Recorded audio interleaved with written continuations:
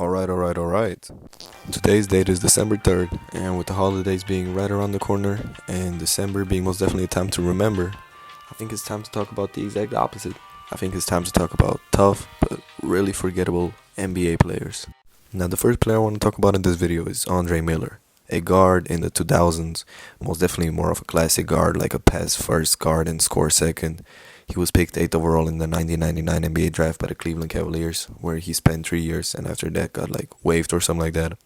But after he got traded from the Cavs, he spent time with every fucking team in NBA history. Bro played for the Nuggets, 76ers, Blazers, Wizards, Kings, Timberwolves, and Spurs, where he finally retired in 2015-2016 season. Now, I would say that he's underrated, but he never was an all-star. But he did average 17 points per game in the 2007-2008 NBA season with the 76ers, and he scored his career high in 2010 with the Blazers, scoring 52 points. Hey! Now, the second player I want to talk about is Tom Chambers. He's way better than Andre Miller. We don't even need to talk about it. I mean, look at this, man. He was throwing reverse dunks back when people didn't even know how to dribble. He was also picked 8th overall, but he was picked in the 1981 NBA draft by the San Diego Clippers, where he went on to spend 2 years. And after that, he played for quite a few teams, a little bit less than Andre Miller. He played for the Supersonics, Suns, Jazz, Hornets, and 76ers after he got waived from the San Antonio Clippers. Now, he is underrated, but he was still a 4-time All-Star, and he was All-NBA second team 2 times. He was also 2-time an MVP candidate, but he was only 6th in MVP voting and 9th, I think. And he averaged 27.2 points per game in the 1989-1990 season with the Suns.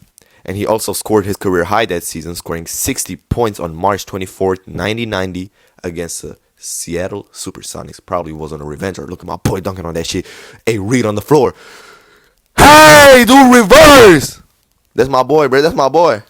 Now, the next player we're going to talk about is Antoine Jamison. Very similar to Andre Miller. He was also drafted in the late 90s, better said in 1998. 4th overall to the Toronto Raptors, but he never got to play there because he was traded on draft night to the Golden State Warriors. He spent there 5 seasons with the Warriors, and after that he went on to play for several NBA teams. He played for the Mavericks, Wizards, Cavs, Lakers, and Clippers. Now, Antoine Jamison isn't that much. He isn't comparable to Tom Chambers or anything, but he was still a 2-time All-Star, and he was the 2003-2004 NBA season 6 Man of the Year. His best seasons were the 2002-2003 NBA season with the Warriors and the 2008-2009 NBA season with the Wizards. Bro, what the fuck is that dog? Somebody gotta calm down their fucking dog, or I'm gonna beat the shit out of that dog. But still, for a fact, in both seasons he averaged 22.2 points, and he had his game height in the 2000s with the Warriors against the Lakers, where he scored 52 points. Yeah, if we look at the gameplay, I mean, he was a solid role player all his career long, and you cannot argue with that. He's still a great and really underrated NBA player. Now, the last player I picked on my list, as you can see in his highlights, is pretty old. I picked him mostly for the old heads, so they don't go like, how could you talk underrated and not talk about Adrian Dantley, young blood? So I picked out Adrian Dantley. I mean, he was picked 6th overall in the 1976 NBA draft by the Buffalo Braves. He spent there a single year. Just a single year. And after that, he played for the Indiana Pacers, for the Lakers, the Jazz, Pistons, Mavericks, and Bucks. And he retired, I think, somewhere in 1992. I didn't really look into his stats where he fucking retired. But I can arguably say that Adrian Dantley, for the old heads, is the best player on this list. Bro won Rookie of the Year. He's a 6-time All-Star, a 2-time All-NBA second team. He led the league in scoring twice, and his best season was the 90-80-90-81 season, where he averaged 30.7 points per game. Adrian Dantley was a sharp shooter for his era. If that man knew how to do a step back, man, Steph's record wouldn't be safe. It would be Adrian Dantley's record.